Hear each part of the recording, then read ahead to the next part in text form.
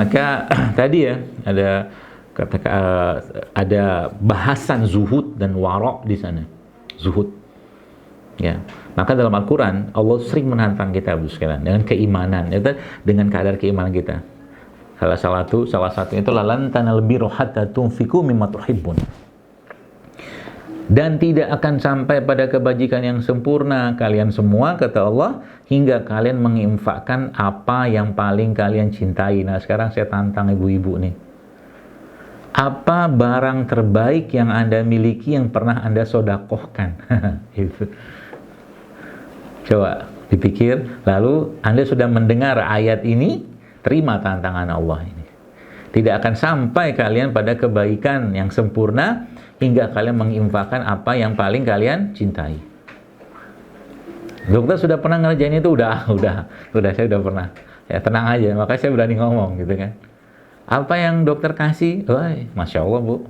Bukan buat ujub ya, tapi saya ceritakan sedikit. Suatu hari dalam sebuah pertemuan lah, waktu itu di Bali atau di mana saya lupa itu, ada pengumpulan dana gitu kan. Dalam pengumpulan dana tersebut, saya emang nggak bawa duit, dompet saya nggak ada uang ya cukup banyak, tapi qadarullah saat itu memang saya sedang membawa logam mulia. Logam mulia saat itu.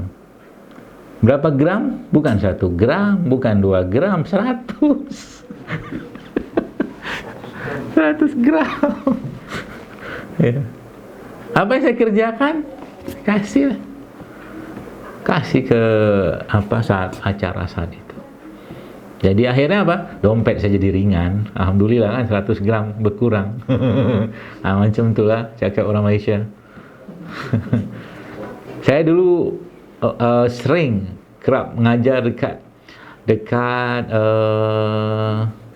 Perlis, Sungai Petani, Kedah. Bimai Tang tu lah kita pergi kat sana tu. Ibu-ibu tak faham pun. Dia cakap bahasa Indonesia. Belum lagi kalau kita cakap Terengganu, lah beda pula. Okey? Gitu sekalian, ibu-ibu sekalian. Tenang tu. Coba nanti tas-tas Anda gitu kan yang keren-keren itu, coba diambil atuh, sedokain. Ya, atau ya baju atau apalah gitu kan yang menurut Anda bagus gitu kan. Ada hubungan dengan keimanan? Wallahi ada. Terus terang, bukan saya katakan main-main, beneran ada Bu, Pak. Itu ya. Jadi ibadah itu ya semakin berat dikerjakan baik secara fisik ataupun secara hati kita, itu semakin besar pahalanya. Begitu. Ya, ibadah itu begitu. Apa ibadah yang paling berat untuk kita kerjakan? Ibadah, apa level ibadah yang paling tinggi? Jihad. Kan jihad. Ya.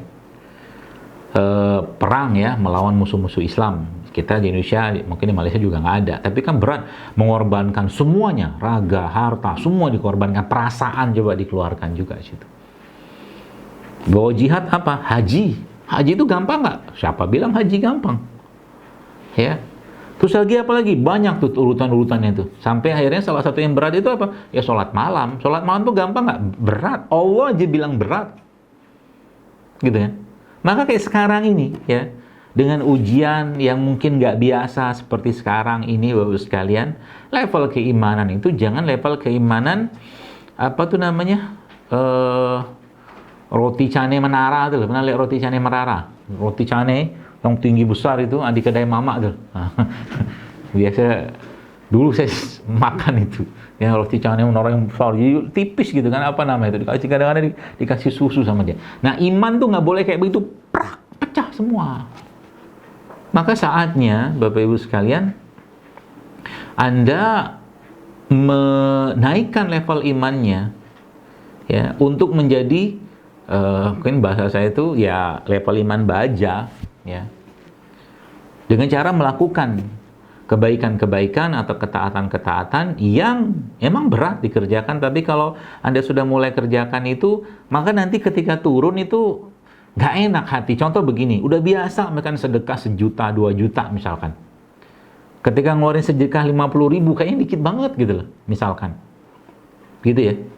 Udah biasa mungkin misalkan sholat malamnya katakanlah 11 rakaat, 13 rakaat misalkan. Tiba-tiba ngerjain sholat malam cuma 3 rakaat, 2 tahajud, 1 witir. Nggak enak gitu. Sudah biasa ngajiin 1 juz. Ya. Terus ngaji cuma 1 lembar, nggak enak. Ya, kebaikan itu Bapak-Ibu sekalian ya akan mengundang kebaikan yang lain. Maka perbanyak kebaikan sekarang. Ya, jadi kalau saya ditanya apa resepnya secara keimanan untuk kita bisa mendapatkan ketenangan, perbanyak kebaikan, perbanyak tiap hari. Dari mulai bangun tidur sampai mau tidur lagi. Kalau bisa kebaikan yang hubungannya bukan cuma dengan diri kita saja, tapi juga dengan orang lain. Contoh, sedekah. Ada hadis yang menyebutkan bahwa di setiap pagi itu ada malaikat yang mendoakan orang-orang yang bersedekah. Maka lagi waktu subuh datang ke masjid, misalkan yang laki-laki gitu kan, atau ibu-ibu yang pagi-pagi sholat subuhnya di rumah, ambil handphonenya, kirim m-banking ke rekening-rekening lembaga-lembaga zakat, infak, sedekah. Pagi-pagi kan dapat pahala tadi. Simple kan? Simple. Tapi, nah begitulah Allah. Kadang-kadang kalau Allah tidak menginginkan kita melakukan kebaikan, ya Allah kan nggak ngingetin kita, Bapak sekalian. Tapi kalau Allah menginginkan, Allah akan terus menginspirasi kita untuk melakukan kebaikan-kebaikan. Berbagai macam kebaikan yang bahkan kita tidak pernah terpikirkan kebaikan tadi. Ya, seperti itu. Bayangkan, ya, kalau kita bicara, misalkan seorang Sa'ad bin Ubadah, radhiyallahu anhu, dan anak yang bernama Qais. Itu Pak, Bu, nggak habis pikir kalau saya bilang. Kenapa nggak habis pikir? Dia tuh punya kebun kurma, tiap hari kerjaannya dari hasil penjualan kurma itu, Sa'ad bin Ubadah radhiyallahu anhu ini ibarat kata mah naik di rumahnya, ngomong, teriak-teriak ke orang Madinah. Wahai penduduk Madinah, siapa yang butuh duit, siapa yang butuh sembako, siapa yang butuh uang, datang ke kami. Beri sama dia sedekah tiap hari dari keuntungannya, hasil keuntungan, bukan dari modal, bukan. Tiap hari kayak begitu kan, Masya Allah. Sampai akhirnya itu kerjaannya dia saat dan Qais radhiyallahu anhu ini adalah itu ngasih utang ke orang gitu kan, ngasih utang. Ketika waktunya utang itu mau dibayar, dia bilang hutangmu sudah lunas. Kan keren kan, kalau orang kayak begitu kayaknya kita juga ngutang sama dia. Masya Allah kan. Makanya nggak dikasih orang kayak begitu zaman sekarang. Karena banyak itu juga. Banyak yang mengambil kesempatannya banyak gitu kan. Seperti itulah sekalian. Mungkin kebaikan-kebaikannya Masya Allah gitu kan. Luar biasa sekalian. Nah, itu tuh yang memberikan ketenangan ya. Semua ketenangan ya yang Allah berikan dalam diri kita itu pada dasarnya akan meningkatkan keimanan kita. Dan ketika iman itu sudah naik, ketika iman itu sudah kuat, maka imunitas juga pasti akan kuat. Bapak Ibu bacalah kisah para salafus soleh. Tanyalah dan bacalah di situ apakah orang-orang soleh zaman dulu itu hobinya makan? Mereka nggak hobi makan. Justru malah hobinya apa? Puasa. Ya, hobinya puasa. Ya. Siang mereka berpuasa, malam mereka beribadah dengan Al-Quran dan sholat-sholat malam mereka. Ya. Apakah zaman dulu nggak banyak makanan-makanan kayak sekarang? Banyak, ya meskipun makanan-makanan olahan juga pastinya nggak ada zaman dulu, ya kayak kita sekarang yang sudah difabrikasi. Tapi kalau mereka mau juga bisa gitu loh, untuk makan-makan kayak begitu. Tapi Allah tidak berkehendak, Allah tidak menginginkan seperti kenapa? Ya, karena memang salah satu menyebabkan lemahnya iman seseorang itu adalah banyaknya makan.